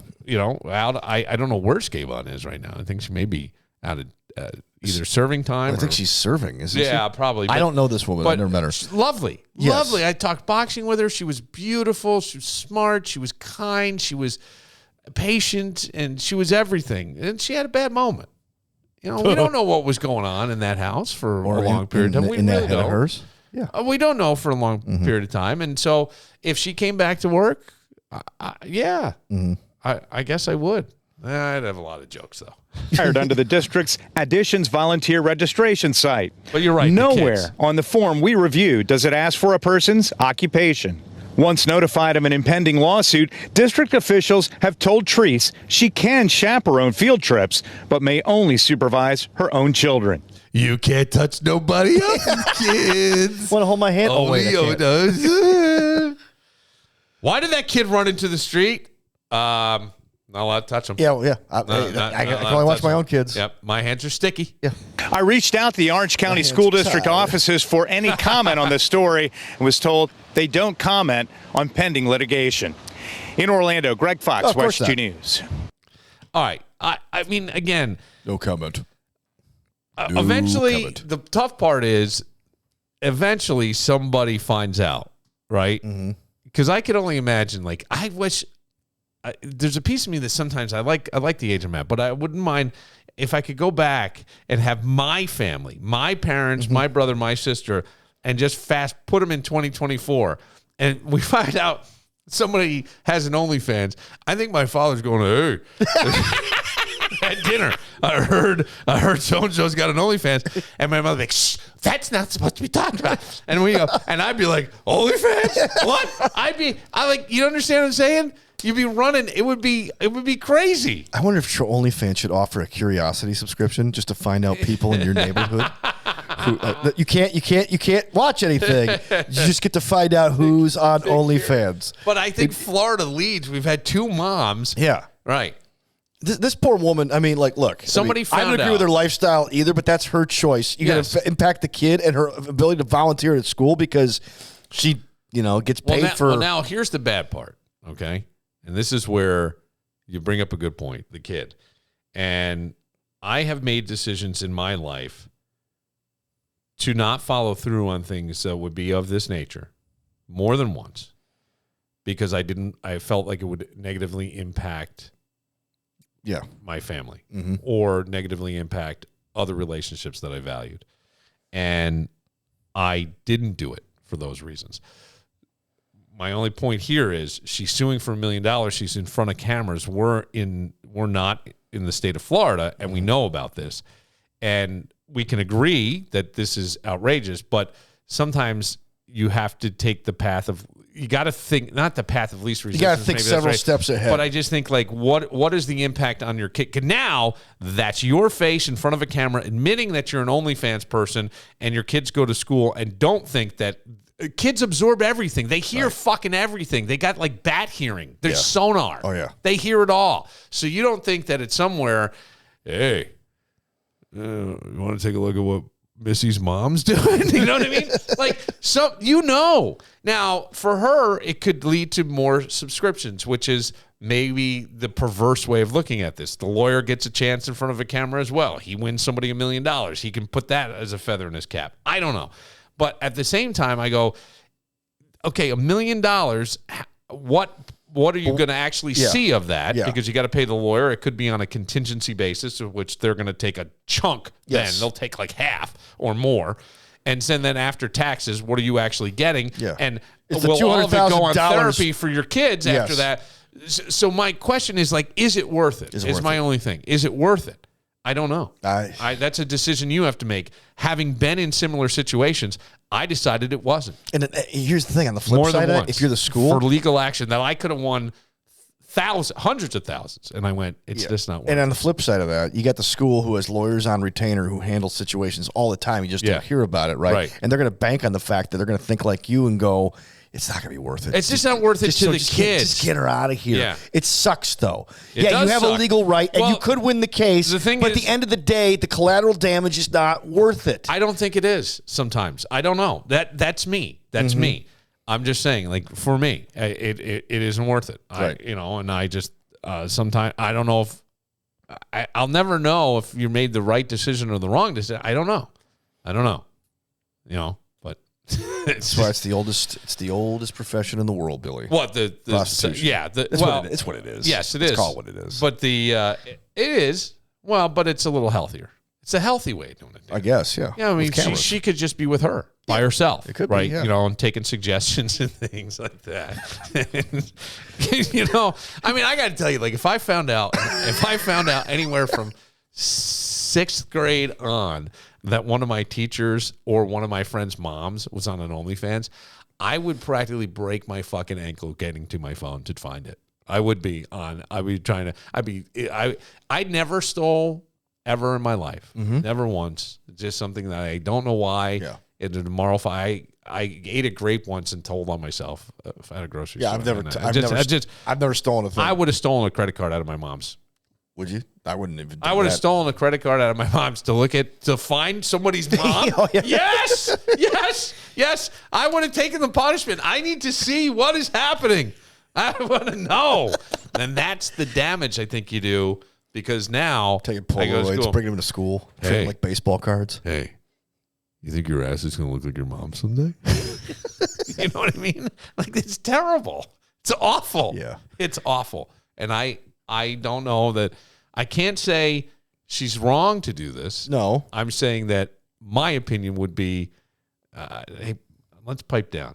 If you're doing okay on OnlyFans, they're making a big deal. Now you got more time to do OnlyFans. Right. You can't volunteer. You can go on field trips, but you can't. It's fine. I'm putting out my punishment here. I'm taking it out on the camera. Yes. Ugh. Talk about it on your OnlyFans. Bitch about it. Let somebody write a letter to the school. I don't know, but you go, Trees. But to me, there's even a chance that they settle, so it's not $1 million. Right? They settle, and so now, but the lawyer's going to take. How much is your case really worth? Yeah, I don't know.